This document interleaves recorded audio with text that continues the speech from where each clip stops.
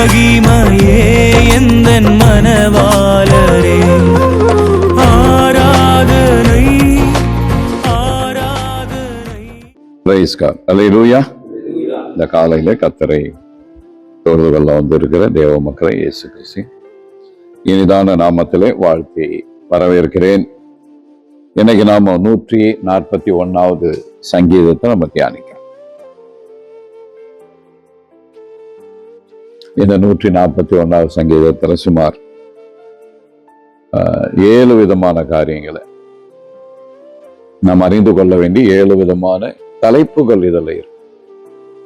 7 விதமான காரியங்களை குறித்து ஆவியானவர் தாவீது ராஜாவை கொண்டு நமக்கு எழுதி தந்திருக்கிறார்.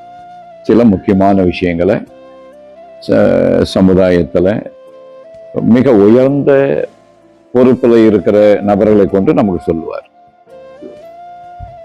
ஆக தாவீது ராஜாவை கொண்டு அவர் சொல்றார் அப்படின்னா அது மிக மிக முக்கியமான விஷயங்கள் அப்படின்னு நம்ம எடுத்துக்கணும். அல்லேலூயா. முதல் பகுதியை பார்த்தீங்கன்னா ஜெபத்தை குறித்து சொல்றார். ஜெபம் எப்படி இருக்கணும்? கர்த்தாவே, என்னிடத்துக்கு வரேன் கீவரை, நான் உம்மை நோக்கி கூப்பிடுகையில் என் சத்தத்திற்கு செவி கொடும். ஜெபம் எப்படி இருக்கணும்? என் விண்ணப்பம் உமக்கு முன்பாக தூபமாகும். Price God. அல்லேலூயா. முதல்ல நம்ம சரியா ஜெபம் பண்றோமான்னு பார்க்கணும். நம்முடைய ஜெபங்களை ஆண்டவர் பிரியமா ஏற்றுக்கொள்கிறாரா அப்படிங்கிறத நம்ம செக் பண்ணணும். நாம் சரியானது தான் கேட்குறோமா அப்படிங்கிறத பார்க்கணும். அவர் சித்தத்தை தான் கேட்குறோமா? சில சமயம் அவர் சித்தம் இல்லாததையும் என்ன பண்ணுவோம்? கேட்போம். சில சமயம் நம்ம ஜெபம் கேட்கப்பட்டதா அப்படிங்கிறத கூட நம்ம கவனம் செலுத்த மாட்டோம்.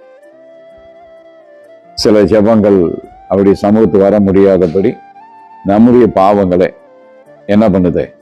தடை பண்ணுகிறது. எல்லா ஜெபங்களுக்கும் ஆண்டவர் பதில் கொடுக்கறது இல்லை. ஆனா ஆண்டவர் பதில் கொடுக்கணும்னு விரும்புறாரு. அப்ப நம்ம ஜெபத்தை ஒழுங்குபடுத்தணும்.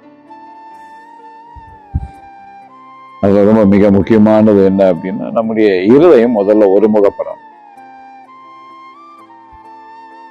Price God. அல்லேலூயா. நம்முடைய இருதயம் ஒருமுகப்படணும்.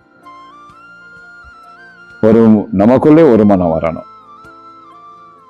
இரு மனம் உள்ளவன் தன் வழிகள் எல்லாம் நிலையற்றவனா இருக்கு. அவங்களால தெய்வீகத்தை கொண்டு எதையும் சாதிக்க முடியாது. தெய்வீகம் அப்படிங்கிறது ஆண்டவர் நமக்கு தந்து இருக்கிற ஒரு பெரிய ஸ்லாக்கியம் வாக்கியம். அதை கொண்டு எதை ஒன்னாலும் சாதிக்க முடியும். சாதாரண மனிதர்களால செய்ய முடியாததை கூட தேவ பலனை கொண்டு நம்மளால என்ன பண்ண முடியும்? செய்ய முடியும். அப்போ முதல்ல நம்முடைய மனதை பார்க்கணும். நமக்கு 2 மனசு இருக்கா? இரு மனம் உள்ளவன். அவங்க ஆண்டவரிடத்துல எதையும் பெற்றுக்கொள்ளவே முடியாது.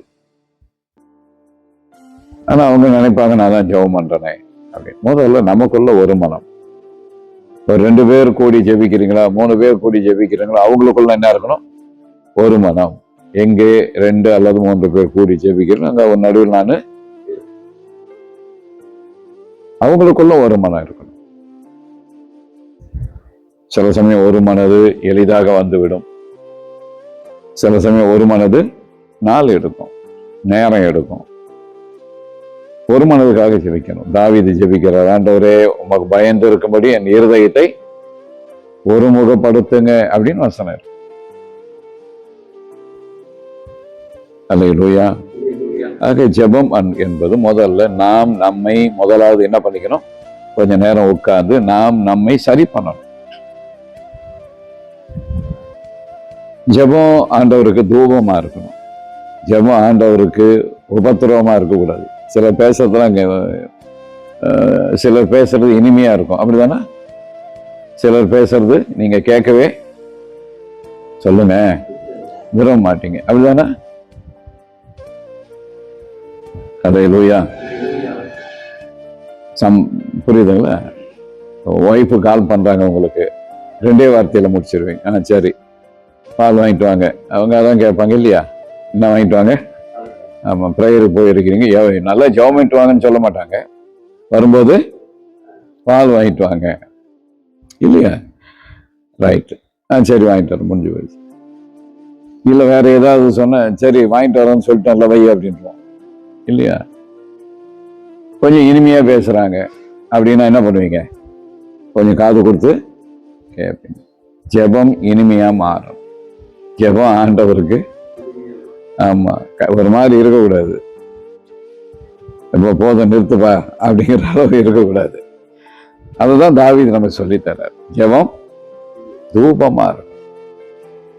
1 மணி நேரம் ஜெபிக்கிறீங்க அப்படின்னா சுமார் 50 நிமிடங்கள் அவரை நல்லா துதிங்க, ஆராதனை பண்ணுங்க, மகிமைப்படுத்துங்க, உயர்த்துங்க.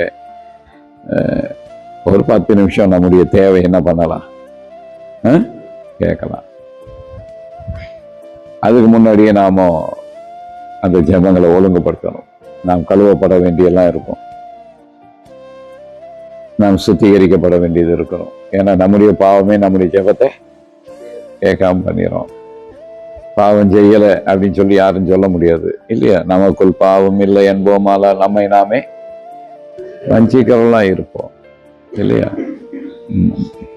போய் சரீரத்துல பாவம் செய்யணும்னு அவசியம் கிடையாது. மனதிலே என்ன பண்ண முடியும்? பாவம் செய்ய முடியும். கண்கள்ல பாவம் செய்ய முடியும். அதுல மோசமான பாவம் நாவுல செய்ய முடியும். நாக்குல செய்யற பாவம் பாவத்திலும் மிக மோசமான பாவம். ஆக நாம் நம்மை சரி பண்ணி சுத்திகரித்து கொண்டு அதுக்கப்புறம் ஜெபத்துல இறங்கணும். ஜெபம் அவருக்கு பிரியமானதா இருக்கிற மாதிரி நம்ம நமக்குன்னு ஒன்றும் கேட்கலனாலும் பிரச்சனை இல்லை. அந்த ஜெபத்தை நாம் ஒழுங்குபடுத்தி அவருடைய இருதயம் சந்தோஷப்படுற மாதிரி நம்முடைய வேண்டுதலை சொல்லலாம், விண்ணப்பத்தை சொல்லலாம். ஆனா எதுக்குமே நம்ம என்ன கொடுக்கக்கூடாது, அழுத்தம் கொடுக்கக்கூடாது. ஜெபம் பண்ணிட்டு உங்க சித்தம்பா அப்படின்னு சொல்லிட்டா தப்பிச்சோம். எனக்கு செய்து தான் ஆகணும் அப்படின்னா மாட்டணும். நம்ம எதை கேட்கிறோமோ அதுவே நமக்கு என்ன ஆயிரும், சோதனை ஆயிரும். நம்ம எதை கேட்கிறோமோ அதுவே நமக்கு சோதனை ஆயிரும். அல்லேலூயா.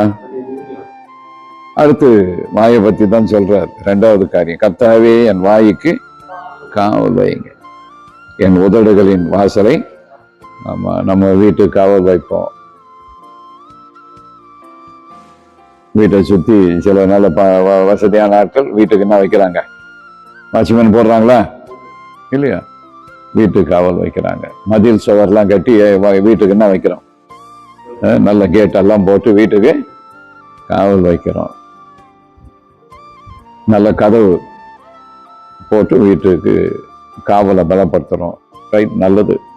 ஆனா அவரு பாருங்க எப்படி ஜெபம் பண்றாரு பாருங்க. என் அரண்மனைக்கு காவல் வைங்கன்னு கேட்கல இல்லையா? எது காவல் வைக்கணும்னு கேட்கிறாரு? வாய்க்கு காவல் வைங்க. ஏன்னா வாய் பாவம் தான் மன்னிக்கப்படாத பாவம். வாய்ப்பு கிடைக்கும் போதெல்லாம் வாயை பயன்படுத்தி பேசிடுவோம், அதுதான் பாவமாகுது. அல்லேலூயா. பொல்லாதவர்களாகிய நீங்கள், நம்ம ஆண்டவர் சொல்றார் இயேசு, பொல்லாதவர்களாகிய நீங்கள் நலமானவைகளை எப்படி பேசுவீர்கள் கேட்கிறாரு. பொல்லாதவர்களாகிய நீங்கள் நலமானவைகளை எப்படி பேசுவீர்கள்? அப்ப முதல்ல நான் மாறணும், நம்ம மாறணும், நம்ம இருதயம் மாறணும், நல்லவங்களா மாறணும், நல்லவங்களா மாறணும். நம்முடைய இருதயம் நல்ல ஆவியில நிரம்பணும். எந்த ஆவியில நிரம்புதோ அந்த வார்த்தை வரும். அல்லேலூயா. புரியுதுங்களா? அதெல்லாம் நேற்றுக்கே தெளிவா பேசியிருப்பேன். எந்த ஆவி உன் இதயத்தை நிரப்புதோ அந்த ஆவி. முரட்டுத்தனமான ஆவி இதயத்தை நிரப்பும் போது வார்த்தை எப்படிதான் இருக்கும், முரட்டா இருக்கும். ஆவிதான் முக்கியம். சில வார்த்தை நமக்கு சிறந்த எதிர்காலத்தை கொடுக்கும், சில வார்த்தை எதிர்காலத்தையே காலி பண்ணும். அதுக்கப்புறம் வாய்க்கு காவல் வைக்கணும். எதுக்கு நீங்க ஜெபம் பண்ணி கேட்குறீங்களோ இல்லையோ ஆண்டவர்கிட்ட நம்ம கேட்கணும். ஆண்டவரே, நான் தேவையில்லாத என்ன பண்ணக்கூடாது, பேசக்கூடாது. பேச்சு பாவத்துக்கு மன்னிப்பு இல்லை. தெளிவா இருக்கணும். சிலருடைய வறுமைக்கு காரணமே ஓவர் பேச்சு தான், தேவையில்லாத பேச்சு, தேவையில்லாத வார்த்தை, தேவையில்லாத பேச்சு வறுமையை கொண்டு வரும். நீங்க நினைக்கிறீங்க நான் உங்க நாக்கு தானே, உங்க வாய் தானே, நான் எதோ ஒன்னாலும் பேசலாம், வறுமையை கொண்டு வரும். சில வார்த்தை வியாதியை கொண்டு வரும், சில வார்த்தை மரணத்தை கொண்டு வரும். எனக்கு சொல்றாங்கல்ல ஆண்டவரை பார்த்து, எங்களை எதுக்கு எகிப்துல இருந்து கொண்டு வந்தீங்க, இந்த வனாந்தரத்துல சாகும்படியா சொன்னாங்களா? ஆண்டவர் சொன்னார், உங்க வார்த்தையின்படியே செய்வேன், உங்களுடைய சவங்கள் எங்க விழுந்துட்டாரு, வனாந்தரத்துல விழும். வார்த்தை ரொம்ப ரொம்ப முக்கியம். அதுக்காக பேசாம இருக்கக்கூடாது. நலமானது என்ன பண்ணணும்? பேசணும். நல்லவைகளை பேச பழகணும். அதுக்கு ஒரே வழி, நம்முடைய இருதயத்தை எப்பவுமே எந்த ஆவியில நிரப்பும்படி கேட்கணும்? நல்ல ஆவியில நிரப்பும்படி கேட்கணும். கள்ள ஆவி நிரப்பாம பார்த்துக்கணும். உலகத்தின் ஆவி உள்ள வராம பார்த்துக்கணும். பலவிதமான ஆவிகள் உலகத்துல இருக்கு. உலகத்தின் ஆவி உள்ள வரக்கூடாது, இதயத்துக்குள்ள. உன் இருதயத்தை எந்த ஆவி நிரப்பதோ அந்த வார்த்தை தான் நீ பேசணும். இதெல்லாம் நம்ம கவனம் செலுத்தணும். அதுக்குதான் அவர் கேட்கிறார், ஆண்டவரே என் அரண்மனைக்கு காவல் வைங்க, எனக்கு எதிரி ஜாஸ்தி அப்படின்னு சொல்லலை. எது காவல் வைங்கன்னு கேட்கிறாரு? என் வாய்க்கு காவல் வைங்க அப்படின்னா எந்த அளவு ஆண்டவரோடு உறவாடி இந்த ரகசியங்கள்லாம் அவர் தெரிஞ்சு வச்சிருக்காரு பாருங்க. நம்ம பைபிள் படிக்கிற மூடிட்டு போயிடுறோம். ஆவிக்குரிய வாழ்க்கையில ஒரு நல்ல விழிப்பு வளர்ச்சி வரணும். அல்லேலூயா.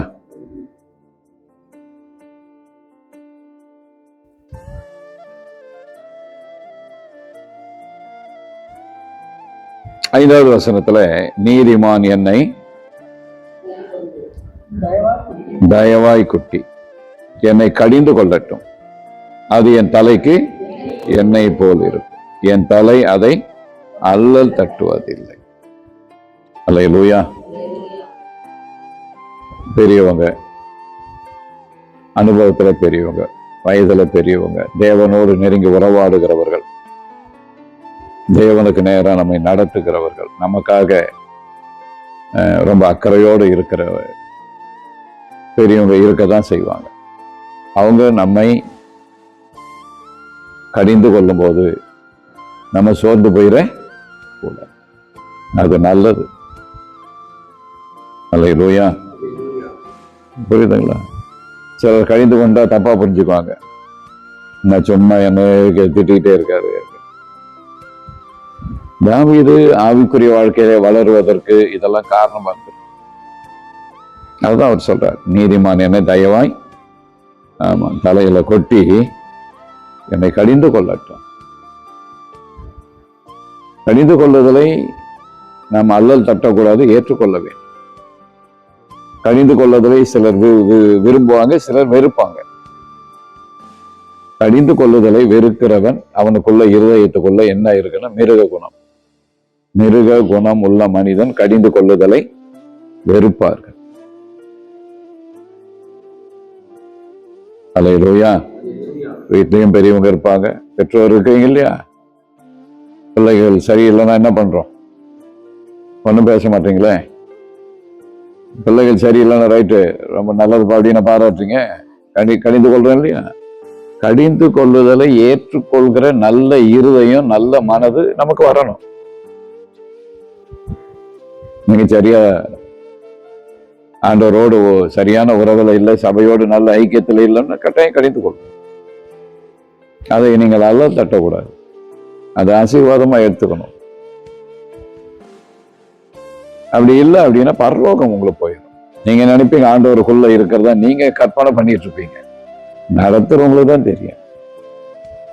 ஆட்டுடைய லட்சணம் மெய்ப்பனுக்கு நல்லாவே தெரியும், ஒரு நல்ல மெய்ப்பனுக்கு. அல்லேலூயா. அதைத்தான் தாவீது நம்ம சொல்லித்தரார். நீதிமான் என்னை தயவாய் குட்டி என்னை என்ன பண்ணட்டும்? கடிந்து கொள்ளட்டும். கடலே சொல்லாமா? பிரைஸ் கடலேலூயா. அடுத்து நம்ம ரொம்ப கவனம் செலுத்த வேண்டிய ஒண்ணு என்ன அப்படின்னா 4வது வசனம், அக்கிரமம் செய்கிற மனுஷரோடே ஆகாமிய கிரியைகளை நடப்பிக்கும்படி என் இருதயத்தை துன்மார்க்கத்திற்கு இணங்க ஒட்டாதேயும். அருமையான ஜெபம். இதெல்லாம் ஜெப குறிப்பு. ஆண்டவரை நோக்கி தாவீது ஜெபம் பண்ணிட்டு வர்றதான் இங்க படிக்கிறோம். அல்லேலூயா. அவர் என்ன கேட்கிறார் பாருங்க. அக்கிரமம் செய்கிற மனுஷரோட ஆகாமிய கிரியைகளை நடப்பிக்கும்படி என் இருதயத்தை துன்மார்க்கத்திற்கு இணங்க ஒட்டாதேயும். புரியுதுங்களா? அவங்க உங்களுக்கு பார்ட்டியெல்லாம் கூட வைப்பாங்க, ட்ரீட்டு கொடுப்பாங்க. எல்லா இடத்துலையும் ஆண்டோடைய பிள்ளைகள் சாப்பிடணும்னு நினைக்கவே கூடாது. சில விருந்தே நமக்கு என்னவா மாறிடும். ஆமா, அதுக்கப்புறம் காலத்துக்கு நீ மருந்து சாப்பிட்ற மாதிரி மாறிடும். புரியுதுங்களா? சிலர் கொடுக்கிற விருந்தை நாம் சாப்பிடாம இருக்கிறது நல்லது. அதுல சொல்றார், ஆகாமிய கிரியைகளை நடப்பிக்கும்படி என் இருதயத்தை இணங்க ஒட்டாதே. இதுல நம்ம ரொம்ப கவனம் செலுத்தணும். சில காரியங்களுக்கு நம்ம இணங்கணும், சில காரியங்களுக்கு நம்ம இணங்க கூடாது. மனதை நீங்கள் இதற்கு பக்குவப்படுத்த வேண்டும். சில காரியங்களுக்கு நம்ம இணங்கலைன்னா அது பாவமாயிரும். இப்ப ஆசாரியன் உங்களை கண்டிக்கிறார், பாஸ்டர் உங்களை கண்டிக்கிறாரு.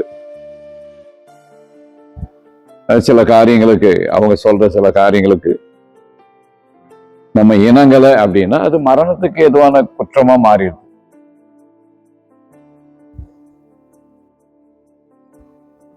Price God. அல்லேலூயா.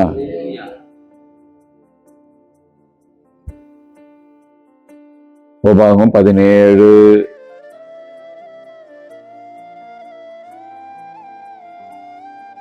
10வது வசனமா பாருங்க.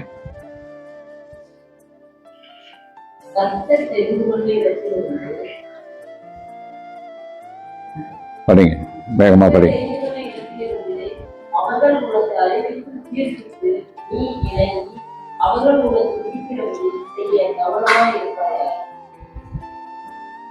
Price God. அல்லேலூயா. ஆமா, படிக்கிறவங்க எங்க பக்கத்துல இருந்து படிக்க. என்ன சொல்றாரு? அவருடைய ஸ்தானத்துல இருந்து ஆசாரியர்கள் சொல்கிற காரியங்களுக்கு நீங்க என்ன பண்ணணும்? இணங்க வேண்டும். இல்லைன்னா அது பாவம் ஆயிடுது. சாதாரண பாவம் அல்ல. என்ன பாவம்? மரணத்துக்கு ஏதுவான குற்றமாய் மாறிட்டார். அதனால அதுக்கு இணக்கணும் அப்படின்னு ஆண்டவர் எழுதி தரார். சில காரியங்களுக்கு நம்ம இணங்கி போகணும், சில காரியங்களுக்கு இணங்க கூடாது. அதுலயும் நம்ம ரொம்ப கவனம் செலுத்தணும். யோசேப்பு பாருங்க, அந்த அம்மா பாவம் செய்ய கூப்பிடுது, அவர் என்ன பண்ணல? இணங்கவில்லைன்னு வசனம் சொல்லுது. ஆதியாகமம் 39:8 நீங்க அதை வாசிக்க முடியும்.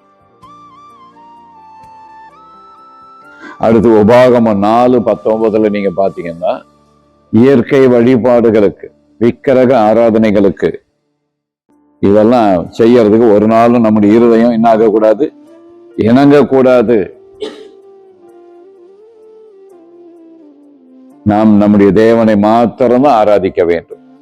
அவரை தவிர வேற எதையும் மனதளவுல கூட ஆராதிக்க இணங்க கூடாது. உன் இருதயம் அதில் சரியா இருக்கணும். அங்க நம்மை காத்துக்கொள்ள வேண்டும். இன்னும் உலகத்துக்கு நமக்கு நிறைய தொடர்பெல்லாம் இருக்கு. இன்னும் நல்ல நாளை பாக்குறவங்கலாம் இருக்கதான் செய்யறாங்க, நல்ல நேரம் பாக்குறவங்கலாம் இருக்கதான் செய்யறாங்க, கிறிஸ்தவத்துல இருக்கிறாங்க. புரியுதுங்களா? Praise God. அல்லேலூயா. உலகத்தோடு இன்னும் நிறைய நமக்கு என்ன இருக்கு? தொடர்பு இருக்கு. அதெல்லாம் சரியா விடணும். இல்லைன்னா அந்த அதிகாரம், அந்த ஆவி நம்மை தொல்லை கொடுத்துக்கிட்டே இருக்கும். அது நமக்கு பிரச்சனையா இருக்கும். நம்முடைய வாழ்க்கையில நிறைய இடங்கள்ல உலகத்துக்குரியதை நம்ம என்ன பண்றோம்? பார்க்கிறோம். நீங்க புரிஞ்சுங்க, அவ்வளவுதான். அதுக்கப்புறம் அதை நான் தெளிவாலாம் சொல்ல விரும்பல. ஆனா இருக்கு. அங்கிருந்து நாம் நம்மை காத்துக்கொள்ள வேண்டும். அது நமக்குரியது அல்ல. அவைகளுக்கு நாம் இணங்க வேண்டிய அவசியம் இயேசுக்கும் அந்த சோதனை வந்தது. யோவான் 2வது அதிகாரம் 24வது வசனத்துல அது சொல்லப்பட்டிருக்கு. ஆனா அவர் ரொம்ப அழகா தன்னை காத்து கொண்டார். நம்ம தேவையில்லாம வம்புல இழுத்து விடுவாங்க, தேவையில்லாத பிரச்சனைகளை இழுத்து விடுவாங்க. நாம் சில காரியங்களுக்கு நம்மை விலக்கி காத்து கொள்ள வேண்டும். இயேசு அங்கே இணங்கவில்லை. எல்லாரையும் அவர் அறிந்திருந்தபடியால் அவர் என்ன பண்ணல, இணங்கவில்லை. நாம் நம்முடைய நபர்களை, நம்மோடு சுற்றி இருக்கிறவர்களை என்ன பண்ண வேண்டும்? ஆவியின்படி அறிய வேண்டும். மாம்சத்தின்படி அல்ல. எப்படி அறியணும்? எந்த ஒரு மனிதனையும் ஆவியின்படி அறியணும். அவங்கள என்ன ஆவி நடத்துது அப்படிங்கிறத நம்ம கண்டுபிடிக்கணும், தெரிஞ்சுக்கணும். அப்போ நாம் நம்மை காத்துக்கொள்ள முடியும். அவங்களுடைய தேவையில்லாத வலையில நம்ம அகப்பட மாட்டோம். நம்முடைய கோல், நம்முடைய நோக்கம் பரலோக ராஜ்யம், மறக்கக்கூடாது. நம்முடைய அழைப்பு தேவ சித்தம் செய்யறதுக்கு. இயேசுவை வச்சு பழைப்பு நடத்த இயேசு நம்மை அழைக்கவில்லை. நீங்க நல்லா புரிஞ்சுக்கணும். இயேசுவை எனக்கு இருக்கிற கிறிஸ்தவம் தப்பாய் புரிந்து கொண்டு இருக்கிறது. அவரை வைத்து இந்த உலகத்திலே ஒரு பிழைப்பு நடத்தும்படி நாம் அழைக்கப்படவில்லை. நம்முடைய அழைப்பு எங்க போய் சேரணும்? கர்த்தருடைய ராஜ்யத்தை சுதந்திரிக்கும்படித்தான் அவர் நம்மை அழைத்து இருக்கிறார். அவர் பேரை சொல்லி இங்க பிழைப்பு நடத்த அல்ல. அப்படி வாழ்ந்தீங்கன்னா நிச்சயம் நீங்க பரலோகத்தை இழப்பீர்கள். இயேசுக்காக நான் என்ன செய்யணும் அப்படிங்கறதான் உன்னுடைய தரிசனமா இருக்கணும். இயேசுநாதரை வச்சு என்னெல்லாம் வாங்கலாம் அப்படிங்கிறது நம்முடைய தரிசனமா இருக்கக்கூடாது.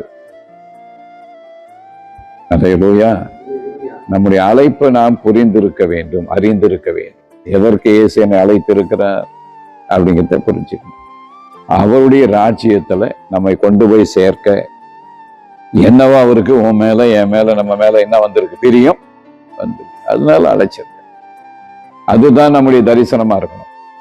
சாத்தான் அது அழகா நம்ம இதயத்துல இருந்து எடுத்துட்டு அவர் பேரை சொல்லி இங்க ஒரு வாழ்க்கை வாழும்படி நம்மை தவறாய் நடத்துகிறான். இங்க யாராலையும் வாழ முடியாதுங்க. இங்க இது வாழற உலகமும் கிடையாது. இது நாம் பக்குவப்பட வேண்டிய இடம். அல்லேலூயா. கற்றுக்கொள்ள வேண்டிய ஒரு இடம், புடமிடப்பட வேண்டிய ஒரு இடம், உருவாக வேண்டிய ஒரு இடம். அதனாலதான் மண்ணுல நம்மளை வச்சிருக்காரு. இது நம்ம வாழக்கூடிய வசதியான ஒரு இடம் கிடையாது. நம்ம வசதியாக வாழறதுக்கு அவர் ஒரு தேசத்தை ஆயத்தப்படுத்தி வச்சிருக்காரு. அல்லேலூயா. புரியுதுங்களா? அது மிக அருமையான நேர்த்தியான தேசம். வெற்றக்கூடாது. உங்க தரிசனத்தை மாத்திக்க கூடாது. அவர் பேரை சொல்லி வாழ உங்களை அழைக்கவில்லை. அவருக்காக அவருடைய சித்தம் செய்யும்படிதான் நம்மளை என்ன பண்ணிருக்காரு? அழைத்து இருக்கிறார். செய்றீங்களா? நேற்றுக்கு என்ன இயேசுக்கு என்ன செய்தீங்க? போன வாரம் என்ன செய்தீங்க? முந்தின வாரம் என்ன செய்தீங்க? இன்னைக்கு இயேசு வருவாரானால் அவருடைய ராஜ்யத்துல உங்களுக்கு இடம் கிடைக்குமா? செக் பண்ணிக்கிட்டே வாங்க. இங்க ரொம்ப அதிக முக்கியத்துவம் கொடுத்து அங்க ரொம்ப கவனக்குறைவா இருப்பீங்க. அதிகமா இயேசுக்காக ஒன்னும் செய்யல அப்படின்னா பரிதாப கேஸ். உன் இடத்துக்கு வேற ஒரு ஆள் வந்துருவாங்க. அல்லேலூயா. புரியுதுங்களா? உனக்கு பதில் வேற. உன் கிரீடத்தை நீ பற்றி கொண்டு இருக்க வேண்டும். உனக்குள்ளதை நீ என்ன பண்ணு? பற்றி கொண்டு இரு. இல்லைன்னா வேற ஒரு ஆளுக்கு அந்த கிரீடம் போயிடும். வேற ஒரு ஆளுக்கு அந்த அழைப்பு போயிடும். பரலோகம் காலியாலாம் இருக்காது. அல்லேலூயா. அதை நம்ம கவனம் செலுத்தணும். இது ரொம்ப முக்கியமான வசனம். துன்மார்க்கத்திற்கு என் இருதயத்தை துன்மார்க்கத்திற்கு இணங்க விட்டாது. ஒரு நல்ல வாழ்க்கையில தாவீது துரத்தப்படுறாரு. சவுலுடைய இராணுவம் தினந்தோறும் அவரை கொன்று போடுவதற்காக துரத்திக்கிட்டே இருக்காங்க.